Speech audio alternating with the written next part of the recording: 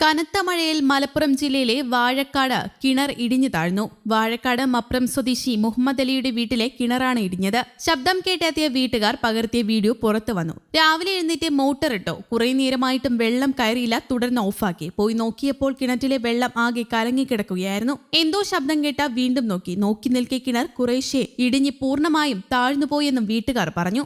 അതേസമയം സംസ്ഥാനത്ത് കാലവർഷം ശക്തി പ്രാപിക്കുകയാണ്. ചൊവ്വാഴ്ച 3 ജില്ലകളിൽ കേന്ദ്ര കാലാവസ്ഥാ വകുപ്പ് റെഡ് അലർട്ട് പ്രഖ്യാപിച്ചു. കോഴിക്കോട്, വയനാട്, കണ്ണൂർ ജില്ലകളാണ് റെഡ് അലർട്ട്. തിങ്കളാഴ്ച പത്തനംതിട്ട, കോട്ടയം, ഇടുക്കി, എറണാകുളം, തൃശൂർ, പാലക്കാട്, മലപ്പുറം, കോഴിക്കോട്, വയനാട്, കണ്ണൂർ, കാസർഗോഡ് ജില്ലകളിൽ റെഡ് അലർട്ടാണ്. അതിശക്തമായ മഴയാണ് മിക്ക ജില്ലകളിലും ലഭിക്കുന്നത്. പലയിടങ്ങളിലും മഴക്കെടുതികളും റിപ്പോർട്ട് ചെയ്യപ്പെടുന്നുണ്ട്. തിരുവനന്തപുരം, കൊല്ലം, ആലപ്പുഴ ജില്ലകളിൽ ഇന്ന് ഓറഞ്ച് അലർട്ടാണ്.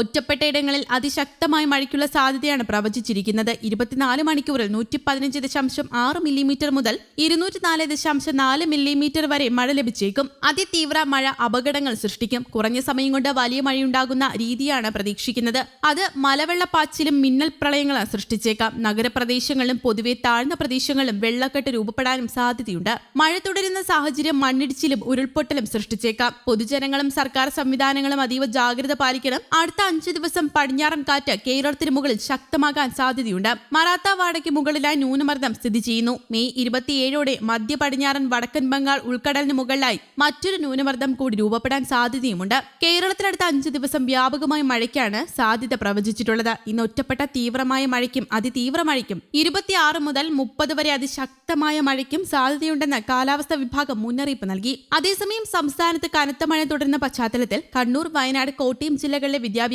സ്ഥാപനങ്ങൾക്ക് ജില്ലാ കളക്ടർമാർ അവധി പ്രഖ്യാപിച്ചു. കണ്ണൂർ ജില്ലയിൽ റെഡ് അലർട്ട് പ്രഖ്യാപിച്ചിരുന്നതിനാലും കനത്ത മഴ തുടരുന്ന സാഹചര്യത്തിലും ജില്ലയിലെ അങ്കണവാടികൾ, മദ്രസകൾ, ട്യൂഷൻ സെന്ററുകൾ, സ്പെഷ്യൽ ക്ലാസുകൾ എന്നിവയ്ക്ക് ചൊവ്വാഴ്ച ജില്ലാ കളക്ടർ അവധി പ്രഖ്യാപിച്ചു. അങ്കണവാടി ജീവനക്കാർക്ക് അവധി ബാധകമല്ല. വയനാട് ജില്ലയിൽ ചൊവ്വാഴ്ച റെഡ് അലർട്ട് പ്രഖ്യാപിച്ച സാഹചര്യത്തിൽ ട്യൂഷൻ സെന്ററുകൾ, മദ്രസകൾ, അങ്കണവാടികൾ, പ്രൊഫഷണൽ കോളേജുകൾ ഉൾപ്പെടെയുള്ള എല്ലാ വിദ്യാഭ്യാസ സ്ഥാപനങ്ങൾക്കും അവധി പ്രഖ്യാപിച്ചു. റെസിഡൻഷ്യൽ സ്കൂളുകൾക്കും റെസിഡൻഷ്യൽ കോളേജുകൾക്കും അവധി ബാധകമല്ല. കോട്ടയത്ത് ശക്തമായ മഴ തുടരുന്ന സാഹചര്യത്തിൽ മഴ മുന്നറിയിപ്പുകൾ നിലനിൽക്കുന്നതിനാലും ജില്ലയിലെ പ്രൊഫഷണൽ കോളേജുകൾ, വിദ്യാഭ്യാസ സ്ഥാപനങ്ങൾ, അങ്കണവാടികൾ, അവധിക്കാല ക്ലാസുകൾ നടത്തുന്ന വിദ്യാഭ്യാസ സ്ഥാപനങ്ങൾ, ട്യൂഷൻ സെന്ററുകൾ, മറ്റ് അവധിക്കാല കലാകായിക പരിശീലന കേന്ദ്രങ്ങൾ, സ്ഥാപനങ്ങൾ, മതപഠനശാലകൾ എന്നിവയ്ക്ക് 2025 മെയ് 27 അവധി പ്രഖ്യാപിച്ചു. മുൻനിശ്ചയിച്ച പരീക്ഷകൾക്ക് അവധി ബാധകമല്ല. പുഴകളിലും ജലാശയങ്ങളിലും ജലനിരപ്പ് ഉയരുന്നതിനാൽ എല്ലാവരും ജാഗ്രത പാലിക്കണം. കുട്ടികൾ ജലാശയങ്ങളിലും വെള്ളക്കെട്ടിലും ഇറങ്ങരുത്.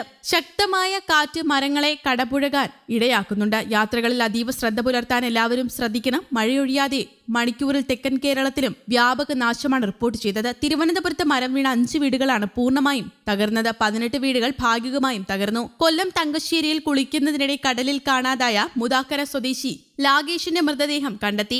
ഇടവയിലും തിരുവല്ലയിലും ട്രാക്കിലേക്ക് മരം വീണതിനെ തുടർന്ന് ട്രെയിൻ ഗതാഗതം തടസ്സപ്പെട്ടു. രാത്രിയിൽ നിർത്താതെ പെയ്ത മഴയിൽ കോവളം വെള്ളാർ സ്വദേശി ഷാജിയുടെ വീടിന് മുകളിലേക്ക് മരം വീണു. വീടിനുള്ളിൽ കുടുങ്ങിയ 4 പേരെയും അഗ്നിശമന സേന എത്തിയാണ് രക്ഷപ്പെടുത്തിയത്. ആറ്റുകാൽ ബണ്ട് റോഡിലെ വസുമതിയുടെ വീടിന്റെ മേൽക്കൂരയും നിലംപൊത്തി. News desk, Kerala Kaumudi.